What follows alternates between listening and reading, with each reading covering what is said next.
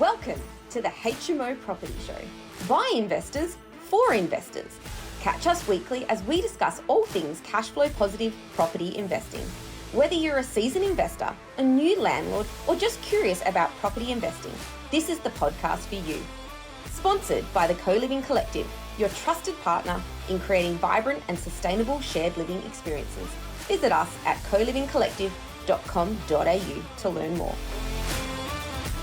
Welcome back to the HMO Property Show. I'm your host, Neil Gibb, and today we've got a very special guest on the show, the person that replaced my wife as the the manager of used to be J&G Property Group, now Living Rooms. Yes. The lovely Jasmine Adams. Jasmine, welcome to the podcast. Hi. How does it feel being the general manager of Living Rooms? I've had a little bit of time to get used to it now. Yeah, proud. I'm really proud. General manager, licensee. I know, right? What a big year. Yeah. Big year indeed. But who is Jasmine Adams? Like, how did you end up at Living Rooms? Like, how long have you been in property management? A lot of questions today, right? Because we get smashed with questions about the property management. It's a very important piece of the puzzle. Yeah. Anybody can build a 6-bedroom, 6-bathroom house, but the missing piece or the secret piece of the puzzle is getting the property management right. Yeah. And that's why you're in the seat. No pressure. No, it's a bit of a challenge, but no pressure. So unlike most people in property management, I didn't start in hospitality. I actually started in retail. Okay. And I got a traineeship with the government as a housing officer back in the UK. I was going to say, your accent sounds similar to mine. Similar, yeah.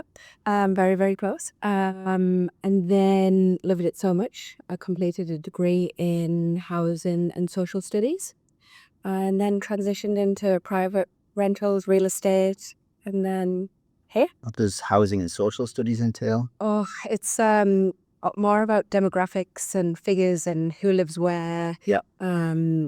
Why there was a lot of sociology, big sociology section to the degree about why people stay where they stay. Because in the UK, people kind of were born in a house, died in the same house as well. So yeah, there was a lot of background work on that.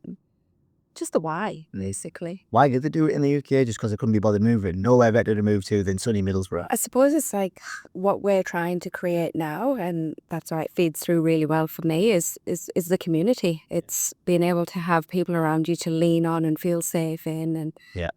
Growing up in the UK, I knew everybody on the street. You do. Probably because I wound them all up playing football on the front all the time, kicking ball to the cars.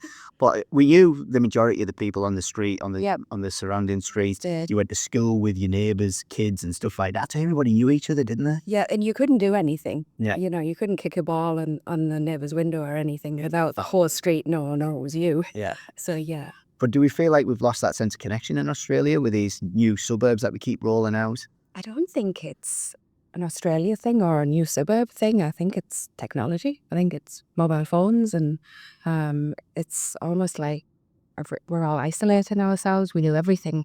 We don't even like to talk to people. We would prefer to do live chats. Yeah.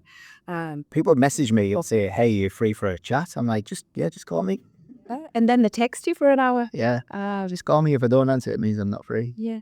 I don't know what. I don't think it's Australia though. I think it's just generational. Yeah. That was bad. So social and what was it? Social and housing and social. Housing and social studies. Yeah. And then how did you get into property management from that? So I got a job with. It went from government to a housing association, and then I went to. I don't know if you remember Robinson's Real Estate. So I worked in Durham City. Right. Yeah, for George Robinson. There you go. I'm pretty sure my mum worked for Robinson's, as a leasing agent. Okay. Was it Robinson's? It was one of them big sort of English companies in the northeast. One of them, I know Joe's mum was dealing with Robinson's. They were managing, is that her brother's property in the UK? Yeah. Yeah. So a big company, huge, kind of in line with a LJ Hooker, Ray White type of huge company over in the UK. Yeah, probably one of the bigger ones, hey? Yeah. Yeah. And you were working in leasing, renting? Yeah. Or as they call it, letting in the UK? Letting, yeah. So, was a big patch. Durham, Peterlee, you look at the villages. Sparky. Easy. Next to the Metro Centre as well. What's all them places called? A bit further up on there from Durham. Like South Shields, South Shields. Yeah, Gateshead, taking me back there. huge area. So how did you end up in Australia, and what year did you end up in Australia? Australia went to Brisbane in 2014, and I worked for Ray White. Mm, In leasing, renting? Yep. Yep. Property manager in Ray White. And I'd moved company and the name escapes me. Position Property. Loved that job and ended up in Perth for other work and did a little stint in recruitment. Not for me. Definitely not for me. The relationships you build in property management are long term. You know, you sign a management authority with an owner, it's a minimum 2 years, but you're probably talking 5 to 10 years. Whereas the recruitment was just in, out, revolving door. Really wasn't for me. So yeah, I came back to property management in the western suburbs, Acton, Dalkeith and Cottesloe. Beautiful. Yeah. Nice. You mentioned Position Property there. What did you love about that place? Do you know the training was second to none? Even though I'd had 20 odd years experience, you sat with the director and we trained with the director, and he gave you 2 weeks intense, their processes, everything, and wouldn't let you go until he'd ticked off everything. And at first I was like, this is horrible way to treat someone with my experience. But by the end of the 2 weeks, I was like, actually, this is really good. He knew what he wanted. And that's for property management. There's so many agencies out there that, you know, bring a receptionist in or a trainee property manager, and within 2-3 weeks, they're managing a portfolio. So it was just good to see his dedication to his product. Yeah, cool. Mm. And he was in Brisbane. Brisbane, Paddington. Cool. So what brought you to sunny Perth then, from sunny Brisbane?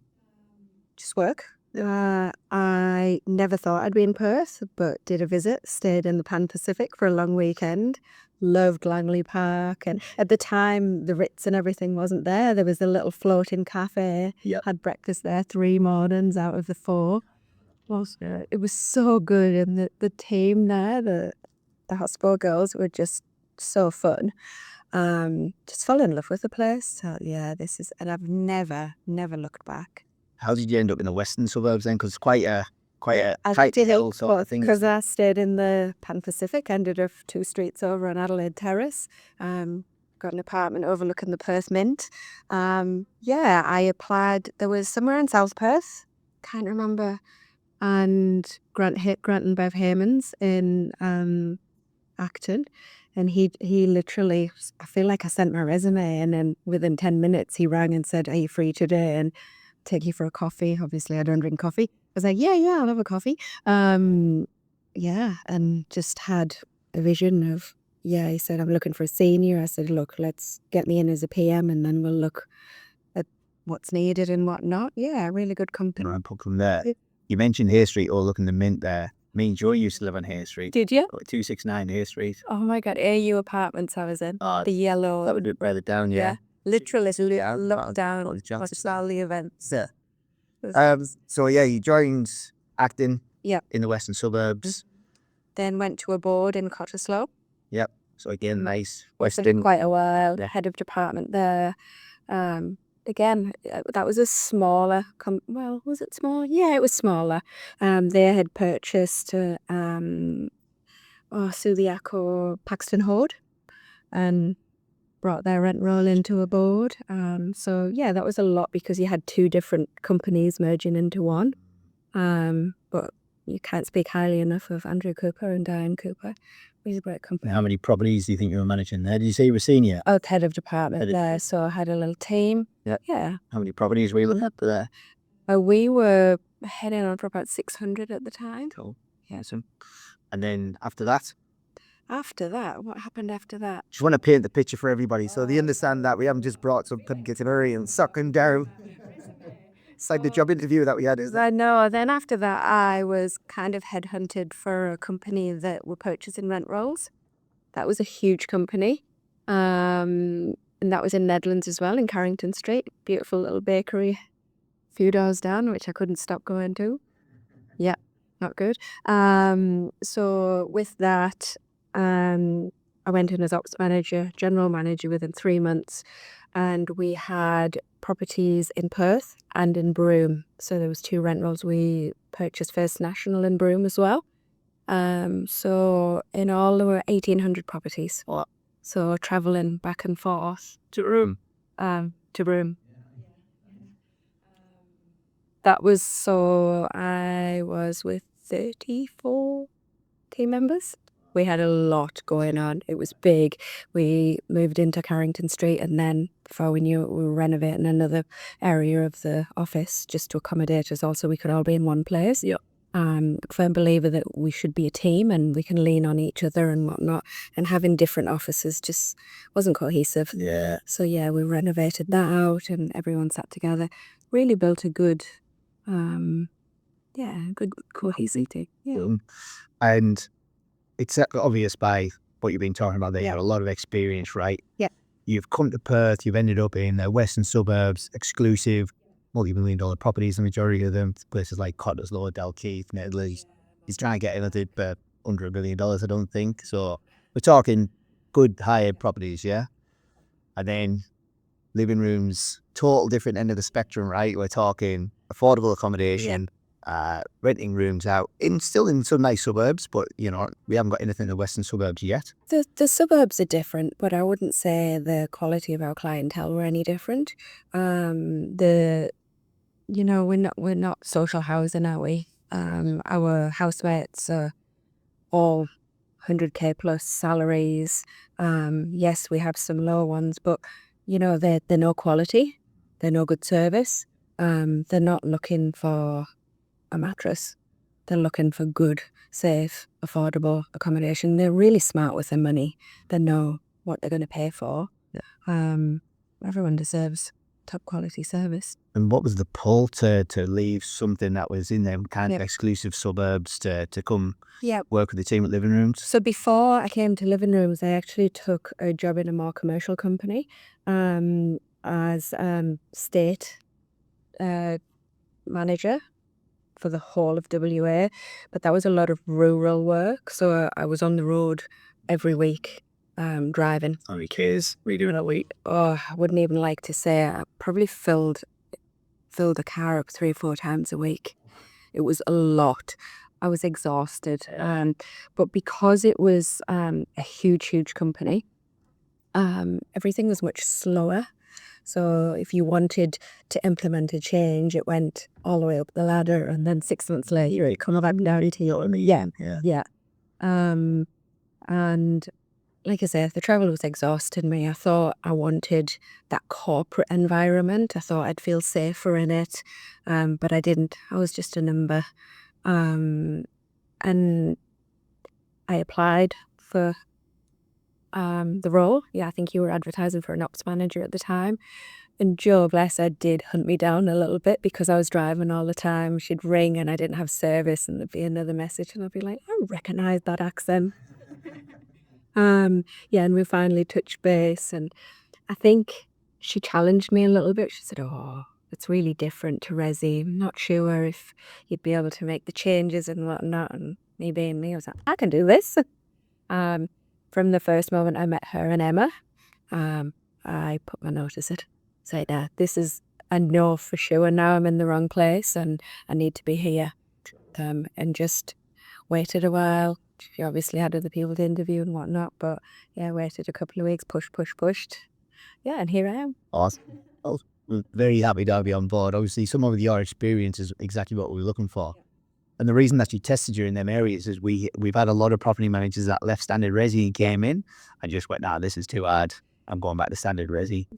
It's a lot more intense. I think, with the residential side of things, you're just maintaining the property condition and leasing compliance and whatnot. Here, you are building communities and you're working much more hands-on with your housemates, making sure that they're compatible with the other housemates that you're going to put them into. There's a lot, I would say, a lot more hand-holding and making sure that your decisions are correct, adhering to house rules, a lot more communication. Yeah. There's a lot more hands-on. You can't manage as many properties as you could do in standard resi.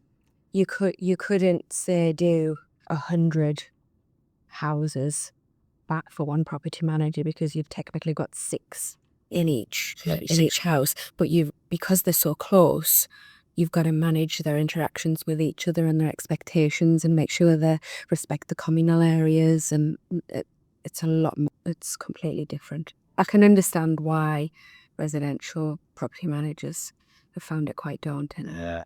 Well, I've come prepared today because we obviously we speak to a lot of investors, right? They all love the concept. Yeah. Like I said at the start of the podcast, the biggest questions are always around property management. So what I got in front of me is a list of FAQs that we always get. I'm going to unpack them together. Okay. So where do we start? How does it differ from the standard resi, and why do we charge the property management fee that we do compared to some of the standard property management stuff? Probably going back to what I just said, the property management is a lot more intricate. Even from, people coming to view an available room, straight away your property manager is checking out each housemate and seeing which one's going to fit best with the personalities, the age group. For argument's sake, you wouldn't just fill a house full of 21-year-old girls. Party central. Yeah, exactly. So it's a balancing act for them. And like you say, you don't want everybody to have a strong personality. You kind of want it to be a family and fit these people in as a jigsaw puzzle, so to speak. I think housemates are looking for affordability and flexibility. Residential tenants are looking for stability and privacy. But you do, like I said, just manage the house and the compliance on that side of things. They just want to be left alone. Whereas our property managers in living rooms are very, they know everybody to fine detail. And they know everything that goes on and they're on top of it. So you're a mix and match people, make sure the personalities working together. Otherwise it doesn't work for the investor. Hey, we just have a huge turnover of housemates and void period vacancy rates go up. Yeah. We see it all the time. Feasibilities look great, but they only look great if you get them numbers. Feasibility is just a spreadsheet with some figures in. Yeah. And your job and the property management team's job is to make sure that we get them. We've got a bit of a thing going on at the minute where we everything we build for our clients, we give them an estimate in the feasibility, and then the actual feasibility, and we sit down as a team every Monday morning, we go through this, what's working, what's not.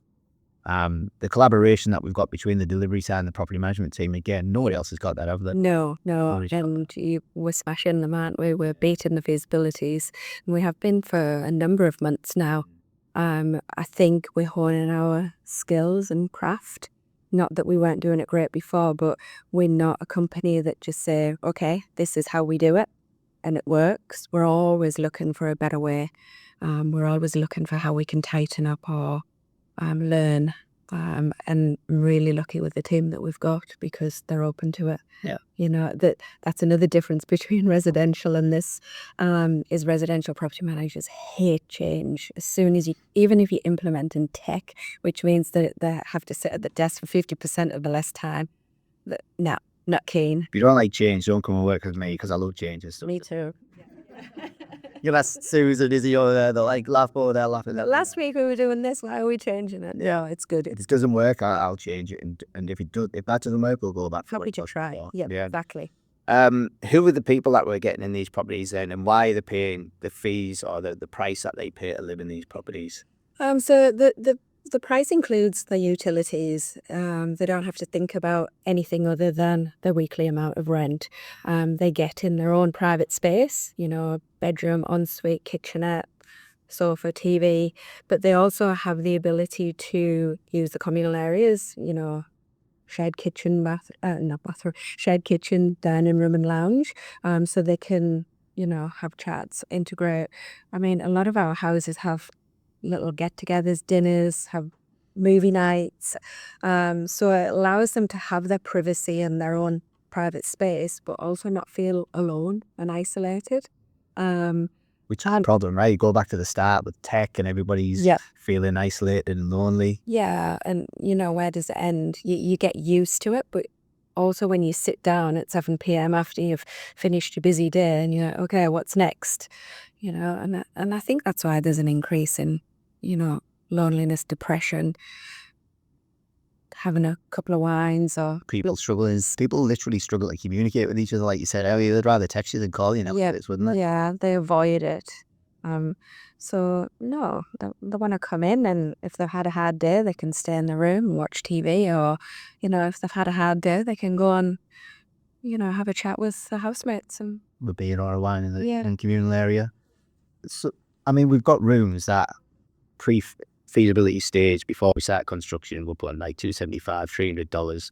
We're testing the markets. Do you want to talk us through the testing the market section before we go any further? yeah, we that's continual. And we're also researching the market, so we have a good idea of what the private sector, what are rooms going for, and that's a weekly exercise for the team.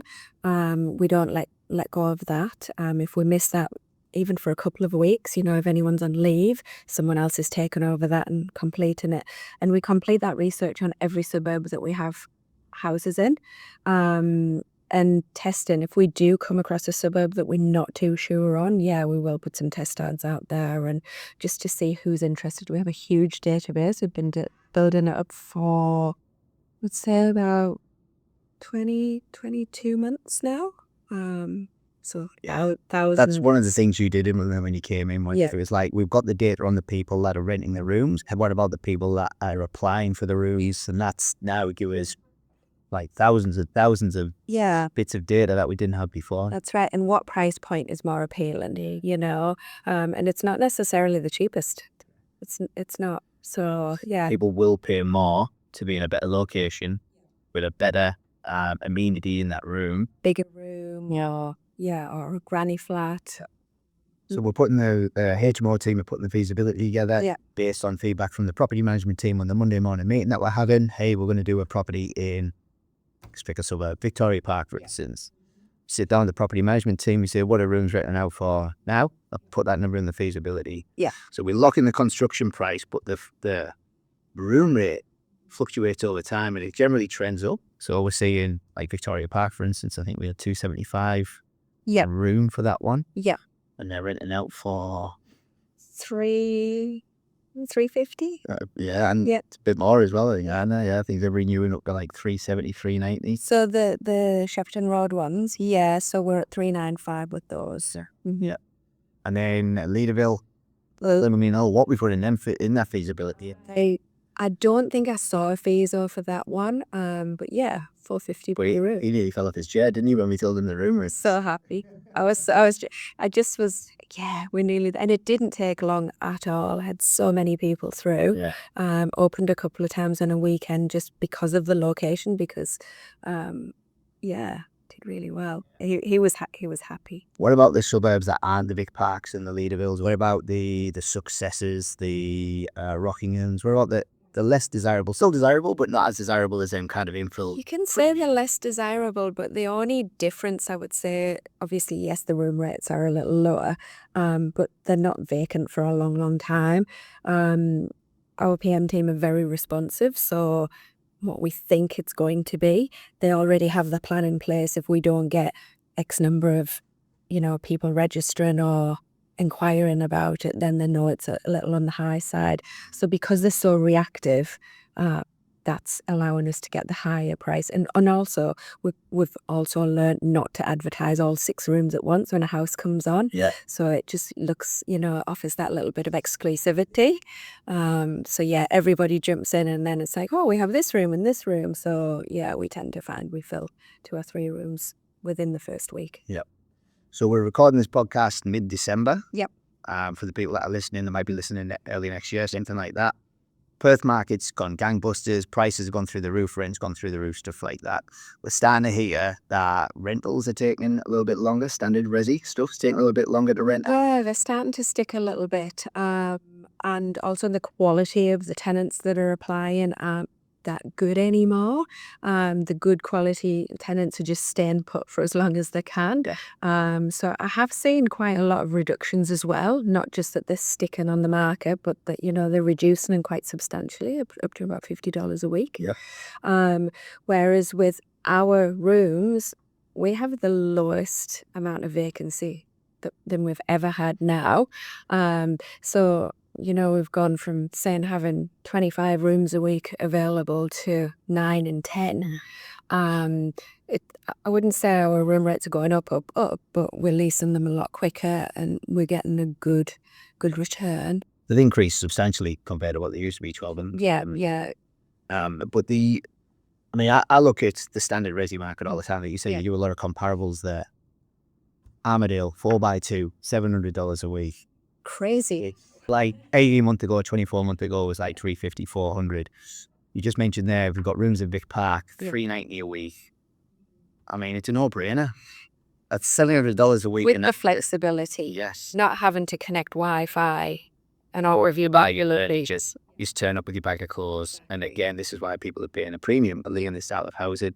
But the next question, Jasmine, is this a flash in the pan? Is it only good now because the market's so hot, or is it long term? No, it can't be, because we've been going since 2017. Yeah. No, it can't be.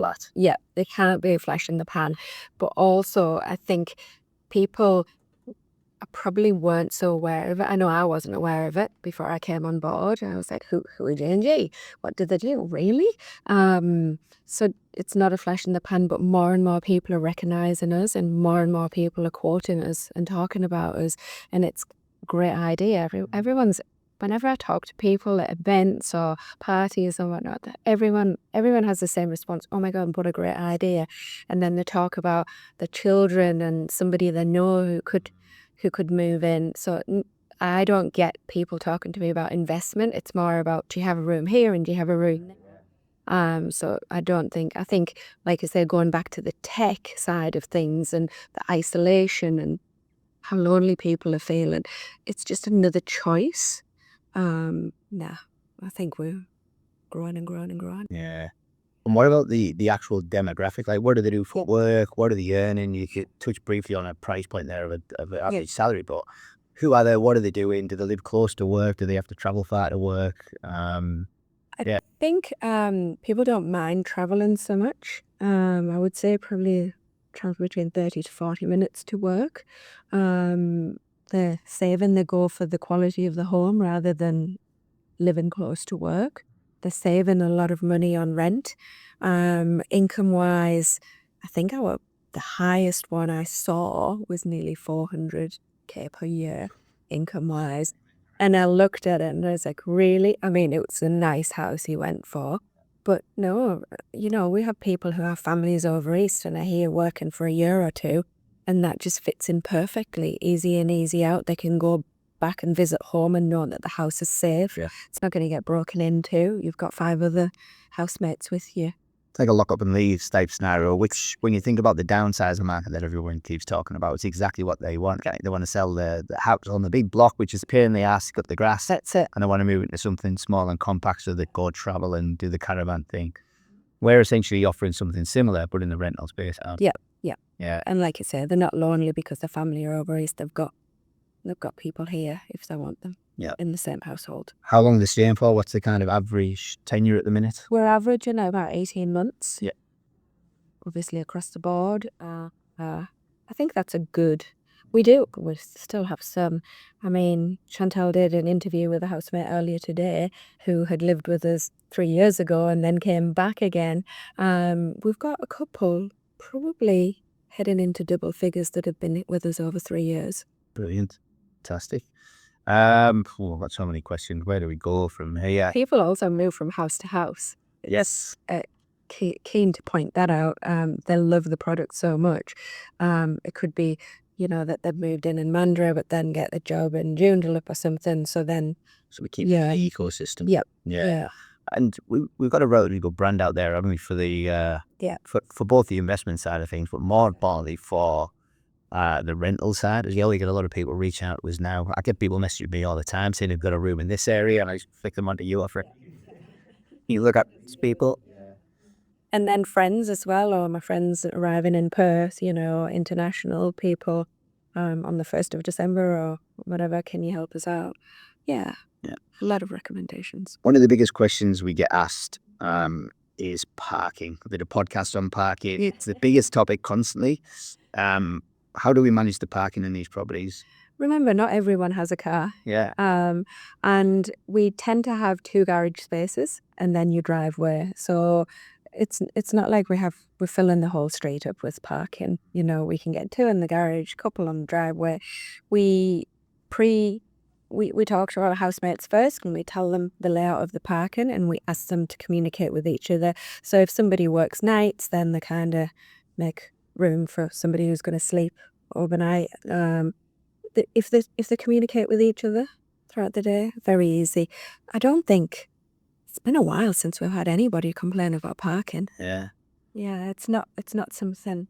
It's just like when you have a family, hey, Yeah. and you've got your teenagers. Yeah. Yeah, You've got where I live in Kensington, we have families that have grown up and the kids have all got cars now. You got like 4 or 5 cars parked outside. And a boat. Yeah, and I bought a jet ski. Oh, I've lost my phrase about that. Parking. So basically, you guys just say room 1 parks there, room 2 parks there, room 3 there, room 4 there. In terms of the garage spaces, we tend to say we allocate that to whoever wants those spaces, and then the driveway and whatnot, we say communicate with each other. We know who has cars because we ask for it on the application form. Yeah. And that would be another thing when you're looking at who you're going to bring into the household. You're not going to bring 6 people with 6 cars where you can help. Yeah, so the property management team, again, manage that from an ease standpoint for them, but also for everybody else on the street as well. Yeah. What about scooters? The scooter thing seems to be a bit crazy at the minute, does it? Do we know from many tenants have housemates have scooters? Yeah, especially in Leederville.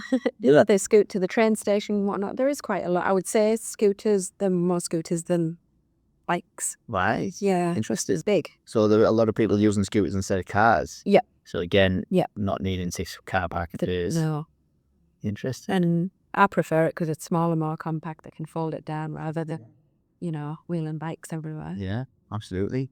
What else have we got from, we talked about common area, damaging common areas is a big one. So you've got 6 people all in individual leases. Yeah. If there's damage in the common areas, who's responsible and how do we find out? So we have a really good relationship with housemates. And again, this goes back to what I was saying about the property managers managing co-living homes. Yeah. They have to build good relationships with the housemates, and we have an open communication policy. So if somebody knows that someone's damaged something, they know that when we see it, we'll be saying, "Who's done this?"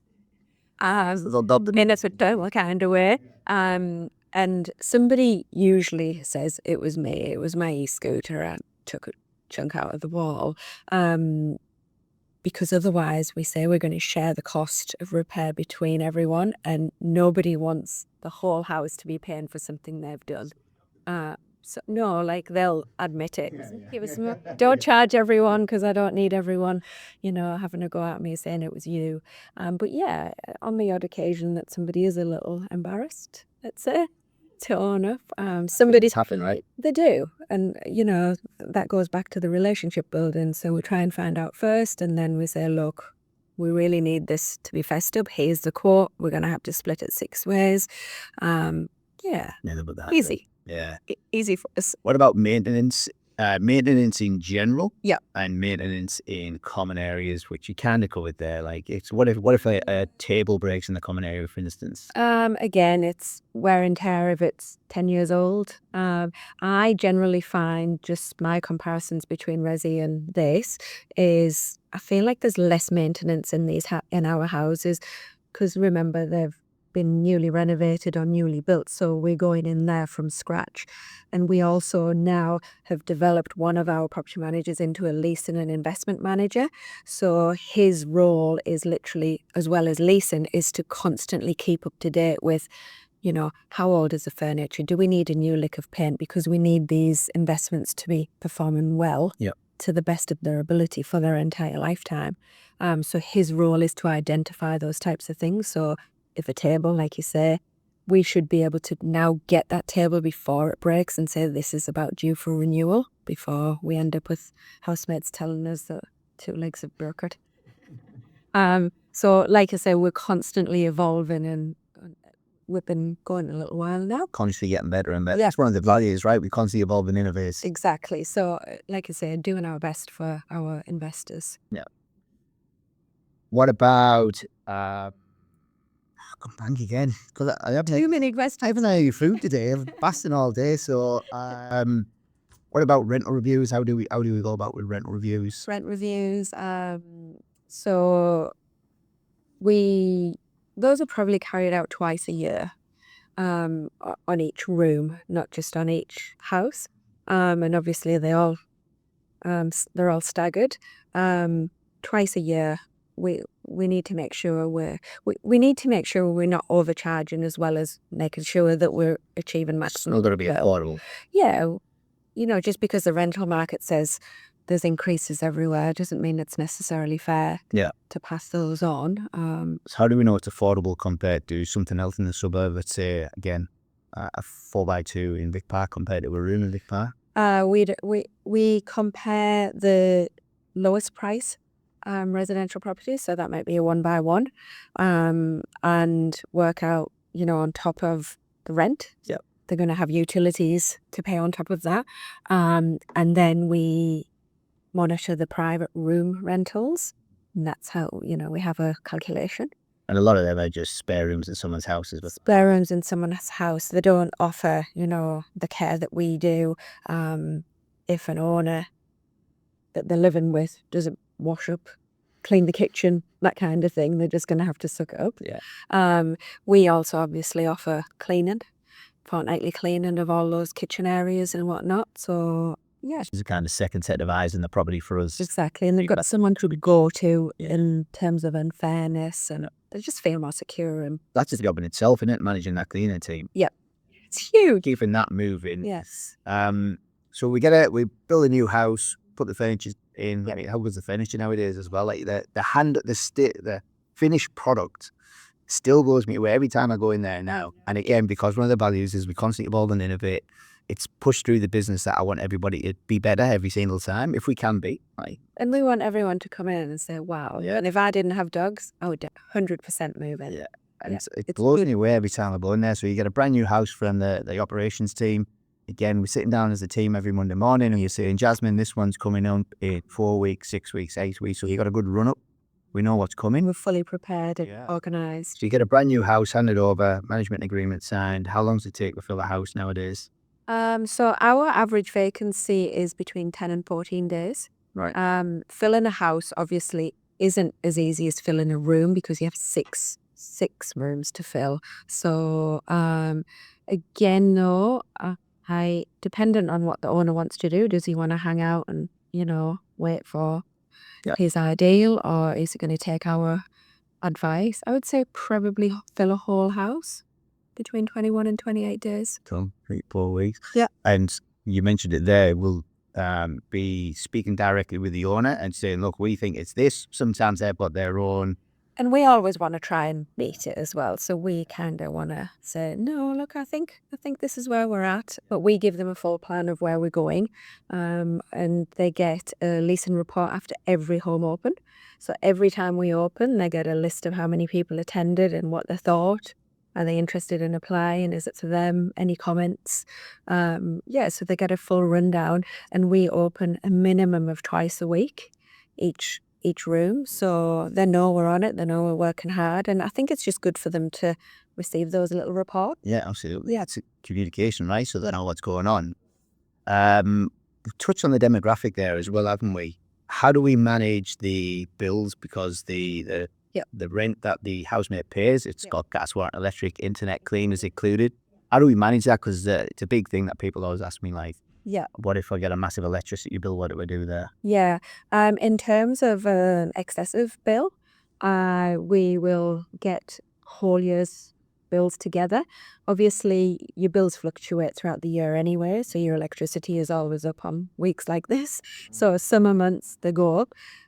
However, at the same time, the really cold winter months as well can go up as well. If the plug-in heaters. Yeah, exactly. Or the electric one, the $5 ones from Kmart, which we tell them, no, don't use that.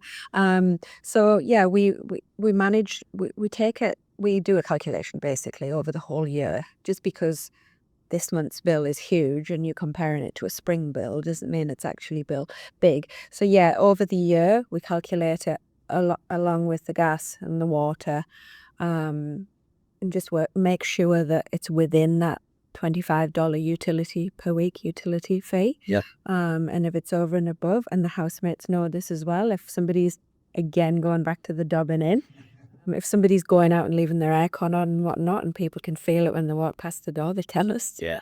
So we can tell them really quickly. Otherwise, it gets split between all 6 of them, and no one has a problem with that either. Beautiful. They know if they're abusing it. Agreements. So Agreements?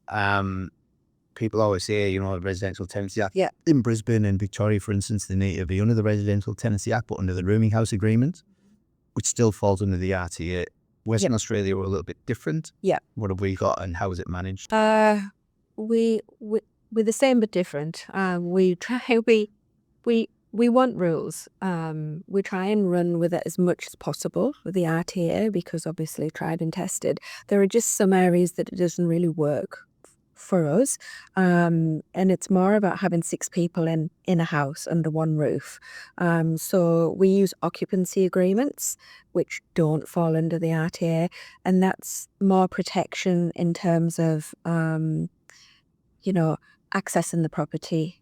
We carry out welfare checks on people if we're worried. So if we were worried about somebody, we wouldn't want to be adherent to the Residential Tenancies Act in terms of serving a minimum of 7 to 14 days notice to see if someone's safe. Yeah. We want to say, hey, I'm heading over this afternoon just to carry out a welfare check. Haven't heard from you for a while. I'm here for you if you need us. And that happens quite a lot. It just wouldn't work under the Residential Tenancies Act. Yeah. I've got a story for you. So when Joe and I first started doing this, our first house, our principal place of residence, we converted that into our first HMO. We put an older guy in there. At face value, good guy, got on with him pretty well. Little did we know that he had a bit of a drink problem. And that then caused 2 of the other people that lived in the property to vacate, because, again, we used the Residential Tenancy Act to start with, and we had very little control over what was going on in the property. Yeah. So we then advertised the spare rooms, had a chat with this guy, said, look, we're going to lease these rooms out. Yeah, no problem. We then went round, walked in the house, and he knew the rules from the Residential Tenancy Act. Oh, you haven't given me any notice. I'm going to Demirs, blah, blah, blah, blah, blah. And that's when we started scratching our heads going, is it worth doing it like this? Or is there a better way to do this? Doesn't work. And if he was causing a nuisance to the other guys, you'd have to serve him a 14-day breach notice, in which he's got 14 days to stop that behaviour. But how do you prove he's stopped drinking and annoying the other housemates? And you just got to start it again and again and again. It doesn't really fix the problem. Yeah. Now we've got the house rules in place. Do you know how many house rules we've got now? I think we had about 10 when we first started. Oh, no. It's the few more. 60 odd now. No. It's about 21 at this. It's not 60 odd. We're not ruling with an iron fist. We're just trying to make sure that, everyone respects each other and they respect the area, the accommodation. No, I think it makes people feel good and that they've got some recourse. Well, everybody likes a set of rules, right? If we didn't have rules, the place would be carnage, wouldn't it? Yeah. They'll like to know, and they pull us up on it as well. They say, this room, blah, blah, is in breach of this. Yeah. Like, okay, thanks for that. Actually input, Bilbert. What sort of tech are we implementing at the minute, Jasmine? We're in this crazy world at the minute. AI's kicking off. We have QR codes everywhere. Yeah, so we have just 2 weeks ago implemented a bot onto our website, and it's mainly for maintenance, but it also allows our housemates to chat 24/7. Obviously, our opening hours are 9 to 5. Our housemates work 9 to 5 or 8 till 10, and we're not always available for them. And it helps the team to be able to switch off as well, turn the mobile phones off at 6 o'clock or whatever, and not have to switch it back on the next day to a whole heap of questions that they've got to get through before they get to the date. Because again, with this whole tech communication thing, text is people's favorite. It's not emails. I think property management's changed a lot since my day, where I'd walk in every day to 100 plus emails and go, it's texts now and voicemails. Non-stop, like you say, out of hours. And even while you're trying to answer those texts, there's more pinging through. So for that, they get to say, hi, Claire. Who's Claire? Our bot. what's called Claire, and ask any questions. When's my rent due? When's my lease up? Can I renew? They just get any information. Send me a tenant ledger, and all of those types of inquiries are dealt with. So it frees up the property manager. The housemate feels great. I've managed to get my answers. I'm not waiting. Whatever it is they're making a decision on. And also, if they come in on a night after work, oh, my tap's dripping. All goes through Claire, our bot. She accepts it. She sends it to the owner. She sends it to the supplier. Wow. It's all just taken care of. So by the time the PM comes in the next day, it's like, okay, this is with Mr. Plumber. And the bot also follows up. Incredible. Yeah. Incredible. Very nice. I know. What else have we got? Well, this is a good one. Can the owner be involved in the tenant selection, or do they have the final say on who lives there? Obviously, an owner always has a final say. It's their investment, and we're not trying to say no. However, we do ask that they trust us and our expertise and how many years we've been doing this. It's not about how somebody looks on paper. It's that whole theory, and how they look on paper is completely different to how they present. Not looking at the pay slip and going, do they earn enough money? No, It's because do they fit in the house? they all tend to earn enough money. Yeah, it's about how they'll integrate with the rest of the housemates. Will they pull away? Are they a little entitled? And I think everyone else should clean up, and I'll cook in the kitchen every night. And we just ask that they trust our team, because our job is to make sure your investment works, and we don't want empty rooms, continually because of one person that you've chosen. And it happens. Like I said, the story at the start there, right? We just need one person that's in there drinking and being a bit of a pain. And that's where the PMs jump in really, really quickly and say, okay, this isn't working out. Our favourite term is co-living isn't for everyone. It isn't. We're all individuals, and unless you can be respectful and accommodating to your housemates, then it's not for you. And people's circumstances can change, right? We get put in somebody that's fine and dandy, and then they could have a death in their family, the partner could leave them, they could lose their job. Lots of things can happen. And again, we're nimble enough and fast enough to identify it before, causes a domino effect of upset throughout the housemates. Yeah. Mm-hmm. And we can either move them to the property or refer them and get them help. Yeah. Jazz, we've been on for 47 minutes. I feel like I've only asked you about 5 questions. What else have we got? What do you think of the future of co-living? We touched on it briefly there. Yeah. Like we started it. Me and Joe started investing in 2014. That was like at the top of the last peak, and then the market had a slow, long downcline. We set the property management business up in 2017, still in the downward markets, and now the market's going crazy, and everyone seems to have forgot about the fact that I've been investing in this since 2014, and they're saying to me it's only booming now because it's working.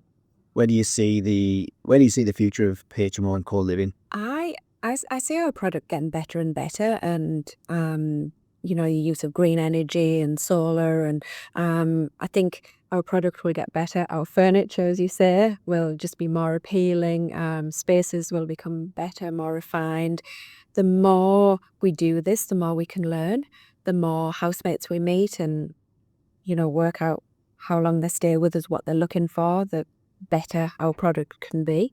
And already, like I say, from me coming in the business early last year to now, the amount of people that know about us and are open to it, I don't think people knew about it before. And it's just, how fantastic is it to save money, have people around you. We don't only, rent rooms, we're building communities as well. We're stopping people getting lonely and isolated. And I mean, we have an events page. Every property manager puts one event in every month and invites housemates, so. I'll took the dogs out to see somebody. Yeah, somebody who was obsessed with dash owls. Yeah, she took it upon herself on a weekend to say, hey, let's see my little ones. Quiz nights, coffee mornings, ocean walks, just get people out and, and getting to know us better and other housemates, because, have housemates from Leaderville and Joondalup and everybody congregating together, and they can talk about their experiences. And yeah, it's nice to open that up. Yeah. Cool. What's your proudest moment since you've been working at the living rooms? I think it's just seeing how how this product works for, increasing the potential of an investment for an owner, and seeing a housemate for the first time find the community and, their social hub in one of our houses. It's a great feeling, just to see, 'cause they're really nervous and like, oh, who else lives here? And then you go to do your first inspection and they're absolutely thriving, huge smile on the face. And like you say, the likes of Lee, when you smash the feasibility and they're getting this income, they're like, oh, let's do another. Game changer, isn't it? It's the best feeling because resi is a Groundhog Day. You move someone in, they're there for a couple of years, and it's someone else, and it takes you 4 weeks to figure out the bond and get the repairs done, and because they're off to their new place, but we have our processes so locked in. Yeah. It's quick. Yeah. My proudest thing about what we're doing is the team that we've got. Yeah. The team that every Monday morning I sit around that table and I'm just really grateful for everybody that's in them seats. Cause, Definitely feel good. See it all the time. Teamwork makes us dream white, right? So I am really, really proud about that. Last question. Any advice for anybody thinking about doing co-living or investing in co-living here? Yeah. We call it co-living here. Yeah. Just be very clear about your expectations. I think from an investor, what are you hoping to achieve? Make sure that you've got a good property manager because that's where the hard work is. It's great finding a block of land, building and it all looking pretty, but you need this to keep performing for you. So just make sure that you connect really well with a good property manager, us. And from a housemate perspective, again, be very clear about what you're looking for. Again, just experience now that it's not location. What kind of community are you looking for? Who do you want around you in your private space, or your home? Just have very clear guidelines, I would say. Again, talk to your property manager. They're a font of knowledge and give you a lot of information. Awesome. Is there any questions I haven't asked you, Jasmine, that I should have asked you? Maybe around 2 in a couple of months. No, I don't think so. I think you covered everything. There's a few on there that I didn't get. Really? But yeah. Next time. Can't really recall like this. I'm starting to scurry through them. But Jasmine, thank you very much for coming on the podcast. It's been great catching up with you, and I look forward to the 2025. Me too. Thank you. Thanks for watching. Make sure you tune in the same time next week so you can stay up to date with all cash flow positive property updates.